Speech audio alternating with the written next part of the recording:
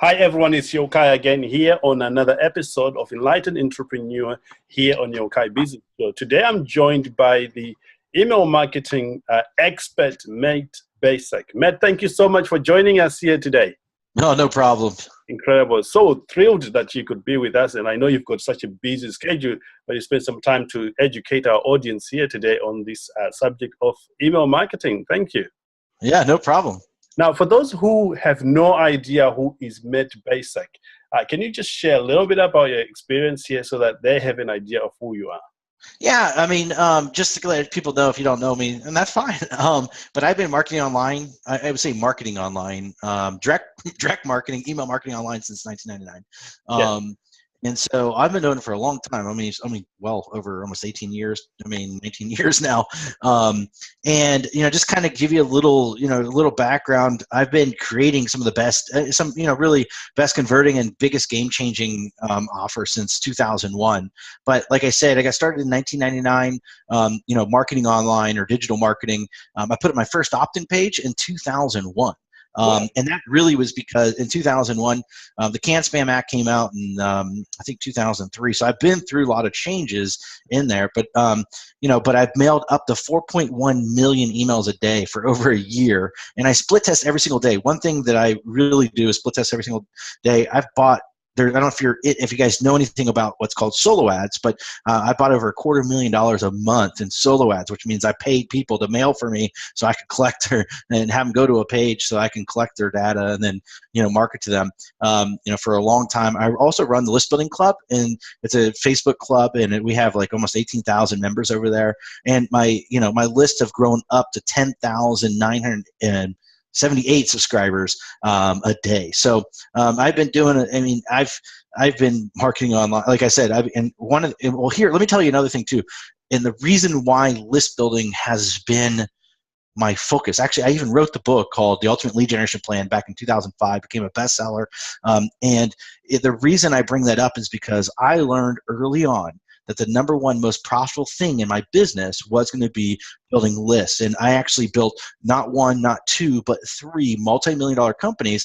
And it all was because I generated lists. I started marketing and emailing them. And these aren't just internet marketing. These are, I was in stocks. I had a stock company. We had a real estate company. We had a company in the tax world, and all of those companies combined, and internet marketing, when you combine all those companies in 1 year, because of email marketing, we did over $20 million in a year because of it. So I'm saying that, and I'm bringing that up because, look, I mean, if there's a lot of things that people could go chase and run after when it comes to learning, but I will tell you from my perspective and making millions upon millions of dollars online over the years, I will tell you the key to everybody's business that I know, despite what they're selling, and they're telling everybody, the guy that's selling SEO is usually emailing out and telling everybody to buy SEO. So I bring that up because that's why, and I think that's why this conversation is really key. Incredible. Rather than go after everything else, just go and build what is important, and you have a very good start, to making money online. Yes, absolutely. Incredible. Now, your journey before doing internet marketing, what were you involved in, and what triggered you to want to be in the internet marketing world? Oh, that's a very interesting question. I say that because when I got started, I got started in 1999. I'm going to say, so in 1999, I actually stumbled in this world, especially in the world of teaching internet marketing and doing internet marketing. Back then, I mean, back then, internet or digital marketing was not even a conversation. Actually, when I went to college, when I was in college, and many people that may be listening, depending on our age, but when I went to college, there was nothing in my books about online marketing or digital marketing. Right. And so it was interesting because I remember in 2001, I went to an event, and literally they called it internet marketing. I'm like, oh my God, that's what I've been doing. I didn't know. Right. But how I really got my start was I came out of college. I actually got picked up by Microsoft, IBM, Cisco Systems. I graduated with a marketing degree and a technical engineering degree. And if you combine those two things together, guess what you get? Digital marketing. Right. I didn't know that at the time. It was just I stumbled in that. Anyway, Cisco picked me up and I was supposed to work in Silicon Valley for 6 months and then go over to Raleigh for a 3-year contract. Unfortunately, when 9/11 happened, they canceled the program that I was in, and that's when I went full-time online. But what I was doing, and it was interesting because I just wanted to meet people. I wanted to meet friends, and so what I did was I found people like Tony Robbins. Robert Kiyosaki was kind of just getting started, which wrote the book Rich Dad Poor Dad. And I said, you know what, I want to meet friends. So I started putting on seminars, promoting seminars, and putting on seminars. I was running the back of the room, and I would invite speakers to come talk, and I would fill the rooms for them. So I was a promoter, and I would fill rooms and put 50 to 100 people in the room. People were like, how are you, in 3 days? And people were like, how are you doing this? And I'm like, well, I send emails out. And they're like, sending emails out? Because everybody was sending direct mail at the time. And they're like, sending emails out to get people into events. And I'm like, yeah, that's what I do. And that's how I'd be able to put, 100 people in the room in 3 days. And so because of that, people started asking me and coming to my events, not to learn whatever the speakers were talking about. They came to learn what I was doing and how I was doing it. So exactly. And I remember that you came to Mark and Stars in 2010 when I was just getting started, and you were talking about email marketing, and you haven't stopped talking about email marketing, which is... I haven't. I learned, like I said, I learned early on. I met a billionaire. A billionaire said something to me, and I haven't said this. There was a phrase, and I can't. I had one of my books, and I wrote it in there. But he said, if you want to make a decent income, you sell products and services. And he said, but if you want to become insanely rich, then you create and control markets. And at the time when I started thinking about what he said to me, I said, how can I create and control markets? Well, the easiest way to do that, I thought at the time, was to build lists, and that, because there's a different scenario. And like when I first got started, I struggled. And the reason I struggled is I had a closet, because back then we didn't have digital products. I mean, it was kind of like ebooks weren't really even around. I remember Mark Joyner did come out with, but it wasn't like a big talk of ebooks and digital products. It was really, hey, how can I sell physical products, and ship it to people? And so I say that because I had closets full of products, but nobody to sell to. And I said, this isn't working. And when something doesn't work, it's like I always say, well, why don't I do something opposite what I'm doing? Instead of collecting all these products to try to sell, why don't I try to get a bunch of people that are interested in the products and then find stuff to sell? And I'll tell you, when I figured that out, that's when I started making a hell of a lot more money. Wow. So in this journey, at what point did you actually begin to have that light bulb moment of, gosh, I can do this again and get another million, and do this and get another million? At what point did you get that epiphany? Well, it's interesting you say this. You're bringing back memories. Doing this 18 years, internet speed, like it's funny, in 18 years on internet, that's like, 40 years, in the world, right? Yeah. Probably more. That's where I got my gray hairs. I'm aging probably faster. But I say that because it is like dog years.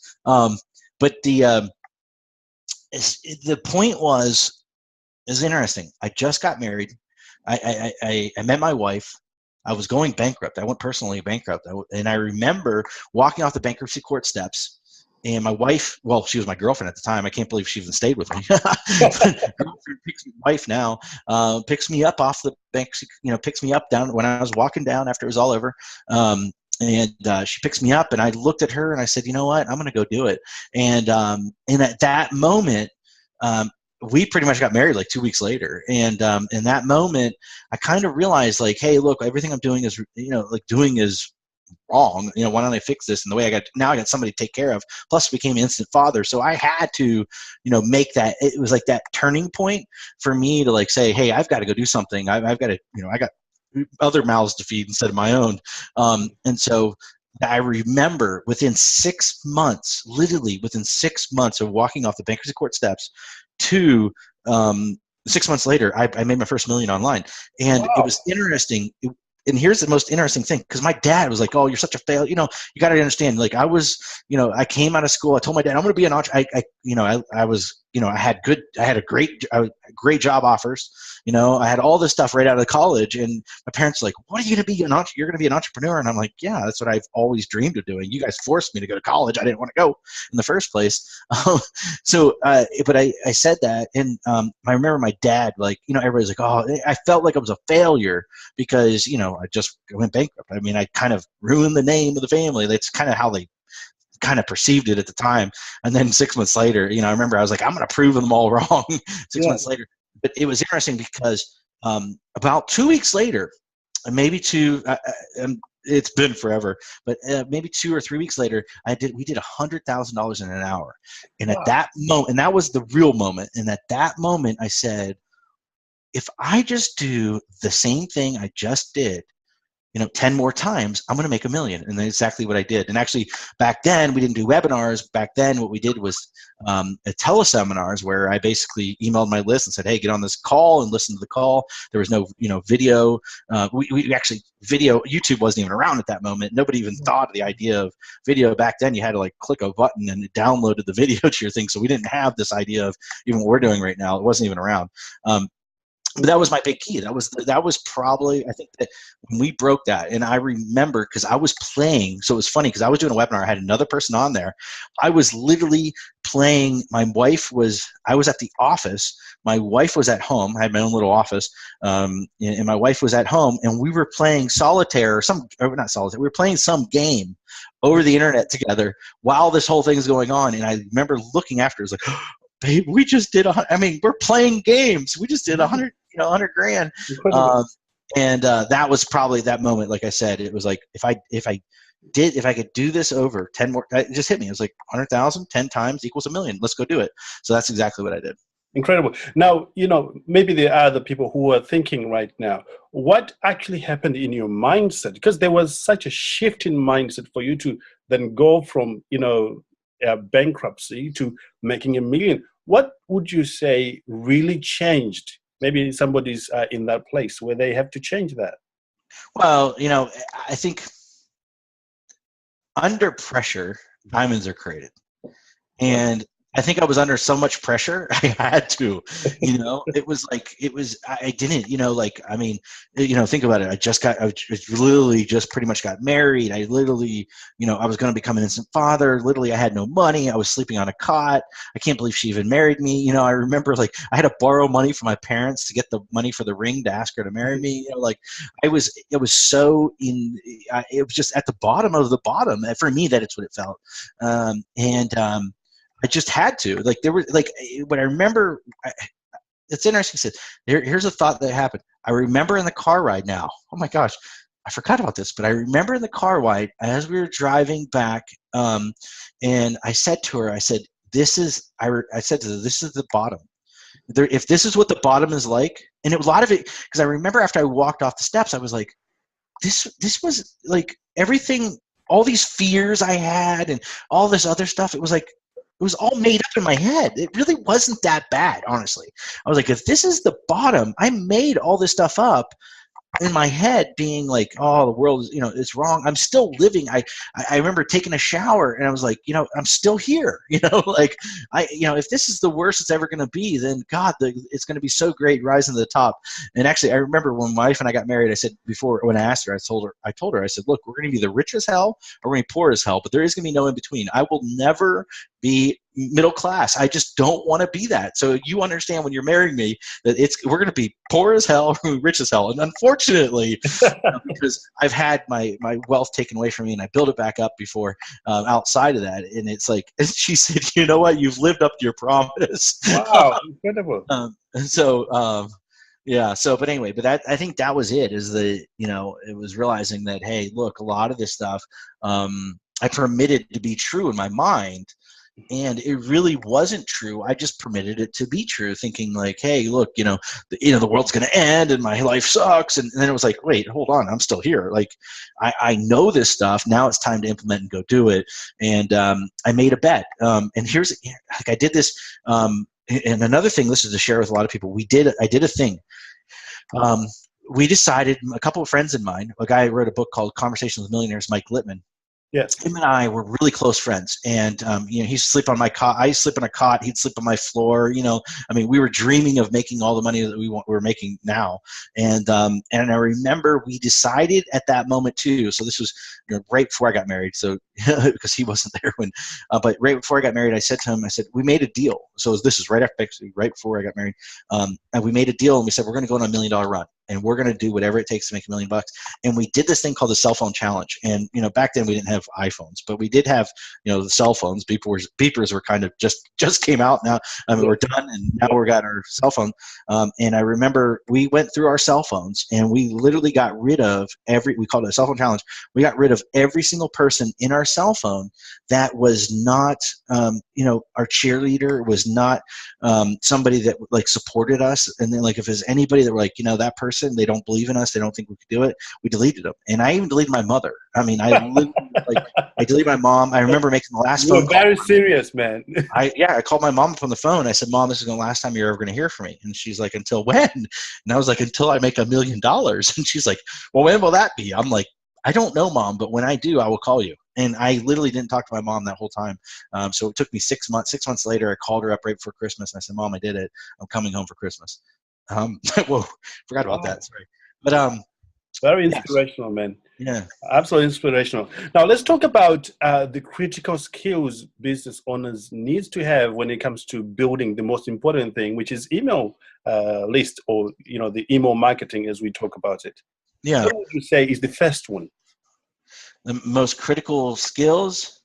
Yeah. I think here's the thing. You don't have to so this is going to be, I don't want to give anybody a blanket statement, but I think you don't have to get it right. You just got to get it going. I mean, that's the biggest thing. When I say that, like, look, you got to, like, if you're going to build a list, I mean, you've got to, put up an opt-in page. You've got to, go out and get an autoresponder. You've got to do these things. You don't have to get it right. Just get it going.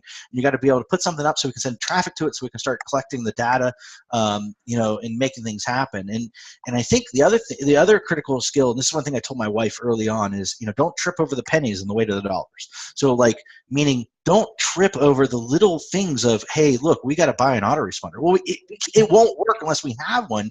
Just because it's $50, $100 a month. I mean, this is a business expense that we have to pay in order to make this thing happen. So don't trip over those pennies in order to get to the dollars.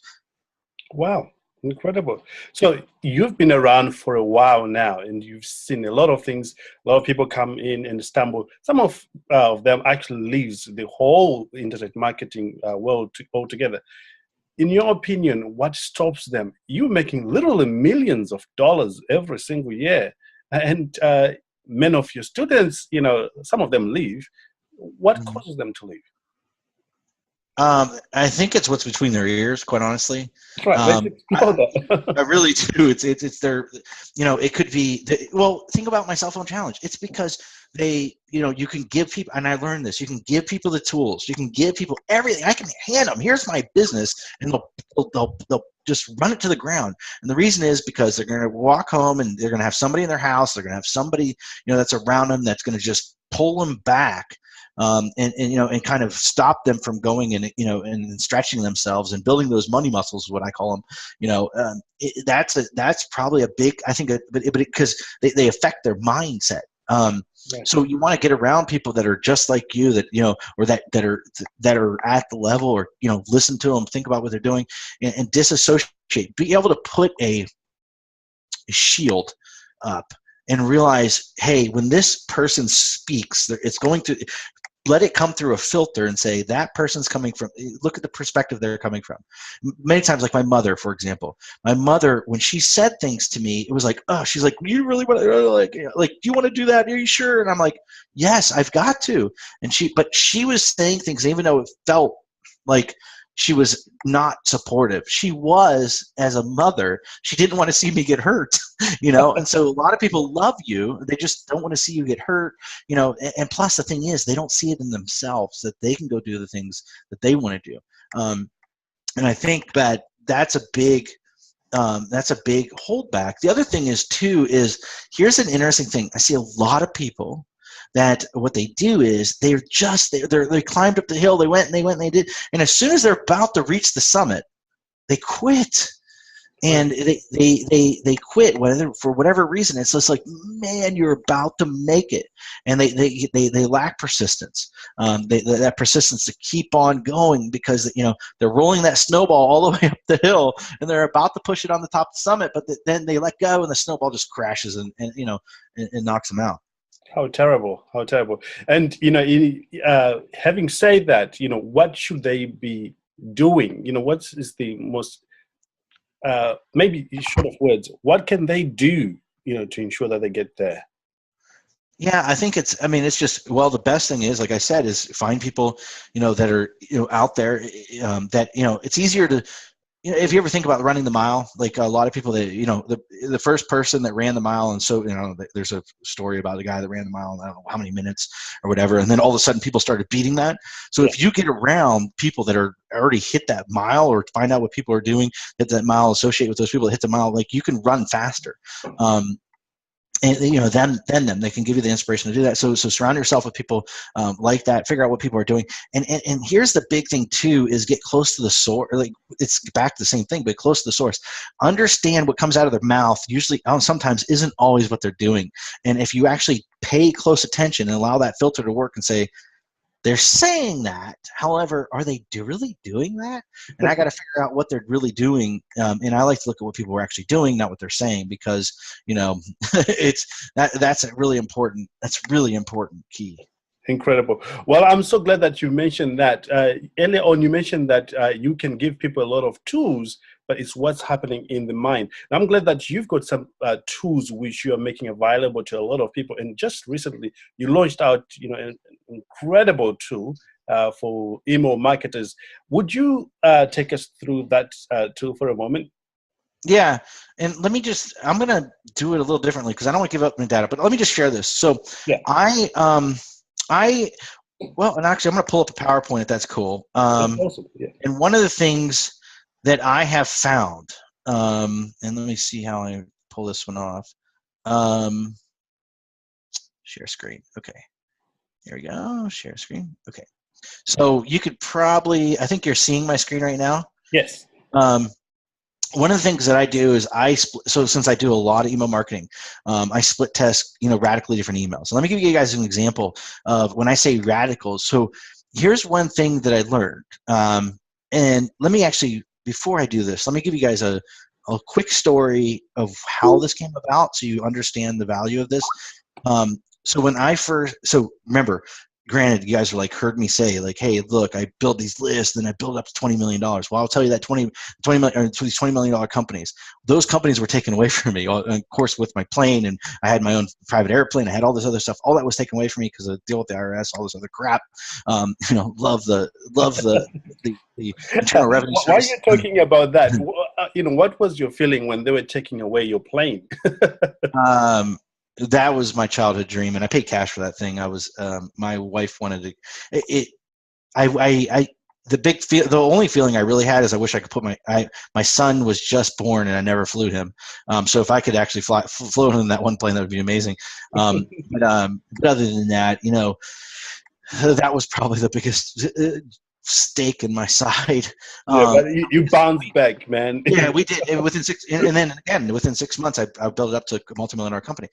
It just because I did the same thing. I built a list and made that happen. But during that moment, now you got to realize. Now at the time, I was running $20 million company. I had 3-4 companies all to combine together doing $20 million. I had a lifestyle that supported those companies supported. All that was taken away from me. Again, now we're this is 10 years after the original crap. So now 10 years later, I build it all up. All of a sudden that happens. So I had to, I started building a list. That's the first thing I did because I knew that was the thing to do. I built up to 1.2 million subscribers. And so I literally said, okay, I got to build a list, but here's the thing. Here's the interesting thing. I have the same lifestyle. I have the same house. I have everything except for my plane. I have all these personal expenses. I don't have the business income coming in. What the hell am I going to do? And I don't have access to the funds like I had before. So what I had to do at that moment was I had to get good at being able to squeeze as much much I could out of everything I was doing. And so what I ended up doing is I started learning the power of split testing, and meaning that I figured out, and I was sending pages to opt-in pages where people had to go and put their name and email address in. And I noticed if I could make a couple tweaks or a couple changes, it would go from 30% to 60%. Now, if I've got traffic coming in, I got 100 people coming in or 1,000 people landing on that page, that's a difference between 300 and 600 people. I mean, that's a big change, and it was just by just making a few tweaks on it. and what I realized instantly was I had to split test radicals. I had to split test radicals, my radicals. When I say radicals, I'm talking about the difference between, the way I usually explain it to people with opt-in pages was I take the prettiest page I could ever get, the one I'd want to show my grandmother, one I'd show my mom, my dad, and I'd take the ugliest page that I ever could create, and I would run those against each other and figure out which one worked. Right. And a lot of times the ugliest ones work, which is funny. But I say that because that when I saw like the pretty one got 30% conversion and the ugly one got 60% conversion, I wasn't emotionally attached. And that's a big thing for a lot of people. When you ask that one question, like what's the reason why some people fail, I think it's because they get too emotionally attached to stuff. I literally analyzed the numbers and said, oh, this one's at, getting me, every 1,000 subscribers get me 600 people. This one is every 1,000 subscribers get me 300 people. I'm going to go with the 600 people. Like I just literally looked at it as a math problem and said, this is the answer. I'm not going to get, even though I wanted this one to win, I don't care. At the end of the day, all I care about is the one that's getting me the result. So not getting emotionally attached is a key, to really, accelerating your growth and everything you're doing. And it could be a dud product. You could have a product that's horrible and it's fine. Like let it go, move on and find it. Because at the end of the day, you got to stay firm to your goals, but also, stay firm to your goals, but the path can change. And so, to get to that goal, so you could change it up a little bit. But I bring that up because I had to, under pressure, like I said, that's when I came up with the thought of under pressure diamonds are created. So I was under a lot of pressure. I had all these big goals. I had to make stuff happen. I had to get back to at least the income that I was at before, personally, to be able to pay my bills, because I didn't want to go personally bankrupt again. So I said, okay, so this is what we're going to do. And so I started split testing, and I got down to the point where I started noticing that when it comes to email marketing, the number one biggest key is getting people to click on my links and go to my page. Because if nobody clicked on my links in my email, then I'm not making money. If people clicked, then I make money. And one of the numbers you guys probably want to write down is a thing called EPC, earnings per click. When it comes to email marketing, I pay attention to EPC, my earnings per click, a lot. Like I want to know if I send out an email, and my EPC earnings per click is $1, that means for every click I send, I can make $1. Or if my EPC is at 30 cents, which offer do I want to mail out? Well, of course, I want to mail out the $1, not 30 cents. So, that's still where it gets to the point of not being emotionally attached to the things and going, I went with with $1. But here, and what we're talking about with that product is, so I got really good at testing. And one thing that it became a habit for me, and when I say I pretty much split test almost every day, I say pretty much every day is because the last couple of days I haven't been doing it just because we moved to a new house and, I just haven't been by a computer. And I actually ran over here to be on this call. I'm at the office, but I'm at the house, and then my wife's over there still packing some stuff up. So I'm going to run over there with her. But I bring that up because split testing is very important. And let me give you an example. So when I send emails, I split test 5 radically different subject lines. Right. 5 radically different subject lines. What I found is the subject line is the key, not to just get opens, but also to get clicks. And so when I split test radicals, if you split test radicals, you're going to get radically different results. If you split test slight variations, like a very slight variation, you're going to get slight variations in the results. So I like to split test radicals so I can figure out which one is the one I want to do. And so you'll see right here, this is what I'm on my screen right now. You see like free training, 3-minute email funnel, making a killing with email funnels. Actually, these are radicals. Actually a little higher, 3-minute email funnel. So why am I telling you this? Those are radical different subject lines. But and what you see here is the winner was the free training, from here. But I just wanted to give you an idea. So I split test these all the time because I want to find the one that's going to make me the most money. How is it going to make me the most money? This is what people don't realize. I want to find the subject line that's going to create the most clicks for me. So you give you another example. Here's just another example of one that I tested. There's the top one email. All these are radically different look and feel. You're cordially invited. Literally takes 3 minutes. So what I do is I take emails, and I send out emails and I split test every single day. And these are the things that really make a big difference in my business. It's a difference between getting 10 clicks and 100 clicks. And if I'm making $1 a click, you think about that, that's the difference between making $10 and $100. If I was getting 1,000 clicks, that's the difference between $100 and $1,000 a day. If I was, and I get a lot more clicks than that. So, I've mailed send out emails and make up $20,000 when I send an email. So it could be the difference between making $200 and $20,000 just by testing my emails. And so just to show you, right here is this what I do is I test every single day. I've been doing it since 2000. Let me actually show you. I've been doing it since 2005, I think. Let's see. I put it on here. Oh, last 7 years. So for 7 years, I've been split testing. You can see some of here. So like basically, I've created a black book, and this black book is every single subject line. All the subject lines. I give you the data, exactly what's going on. Like here's the difference between this one and this one. I give you not just the test, but also the data on it. So like this is the one that actually worked. This one didn't. And because this, I've also found that some tests, just sometimes even with tiny variations, often get up to 25 times more opens. So like I said, I don't play guessing games. I like to, that's why I split test like crazy. And you could see, like, here's some of my recent campaigns. You can see where I circled it's test. I usually test, then I mail, test, then I mail, test, then I mail the winner, test, mail the winner, test, mail the winner, test, mail the winner. And this goes on for the last 7 years. And so what I did was I combined all that test data, put it into a little black book, and I, with the results of like these are the 5 subject lines that I used. This is all the numbers, and then I highlighted the one that won in yellow for everybody to see. So if they want to look at the data, they can look at it. Or if they want to just grab the winners and use them, they can. And so from there, and like I could keep on going and going and going, but basically, it's all my winners of the last 7 years, people will be able to get access to. Incredible. And as well, you've just made it so affordable. People can just literally take it, copy it, and paste it, and boom, they've got money. Yeah. Well, and I wanted to, I want to be able to give people like the advantage, because right now what we're dealing with, if you actually look on the forums and stuff like that, and actually I think I mentioned on here, why am I offering this? Well, it's because in their community, not just giving a lot of money, but the big thing is that everybody's talking about how open rates are going down and they're not working, and so I want to give everybody a helping hand, like, hey, it's here, this is my data. Incredible. Well, Matt, thank you so much for sharing that with us. Now, if you're joining us, you can get access to this black book by clicking the link below. And we've got some bonuses we've put as well together for you that you can claim at the end once you claim this one. Now, any final thoughts to people who are on the fence about building a list and making this a priority in their business? Well,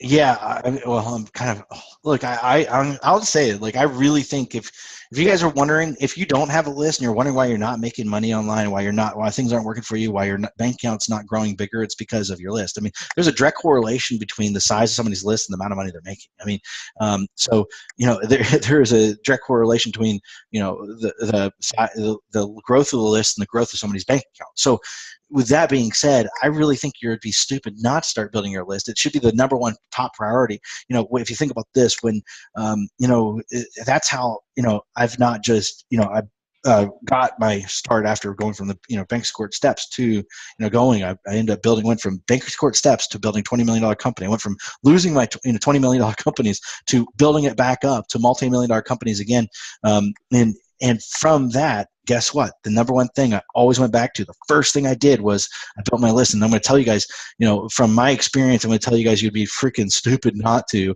start doing it. I'm not trying to call you an idiot, but I am telling you that's a really dumb thought not doing it. So I actually call you. Incredible. Don't be a complete idiot. Because I will tell you, you'll see it. And then because here's the thing too, and don't worry, you don't have to get it right. You just got to get going. Get on there. You're going to make mistakes, and it's fine. You're going to screw up in your freaking email. You're going to screw up. You're going to make mistakes. Look at mistakes as feedback. Take that feedback and learn from that feedback. And you guys can soar. And I can't wait because you and I met through Mark and Stacey's event. Mark went through my seminar where I taught him how to do stuff. And I have created many millionaires out there. Russell Brunson's been through my stuff. Ryan Dice used to buy my stuff. A lot of these guys out there that a lot of people know about in the internet marketing community, Not all of them, but many of them used to buy my stuff and still do. Actually, I just noticed that Perry Belcher bought something, and he might have bought this. Like a lot of guys want to know my data because they know I split test more than anybody else. Absolutely. You do such a great. I remember I bought from you the headlines. It was well like that. It was like a black book of headlines. Absolutely brilliant. Yeah, I got it somewhere. I just ordered a box. You're talking about my book? I literally, there's a book somewhere around here. But yeah. I absolutely loved it. Well, here's what I've done, for people who buy through the link that is below.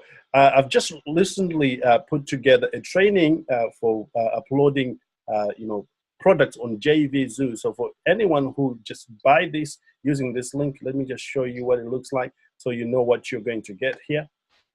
I'll just show you. So once you make a purchase, straight away you'll be taken to the members area, which looks like this. I'll just show you here. And in the members area, you can go through this training.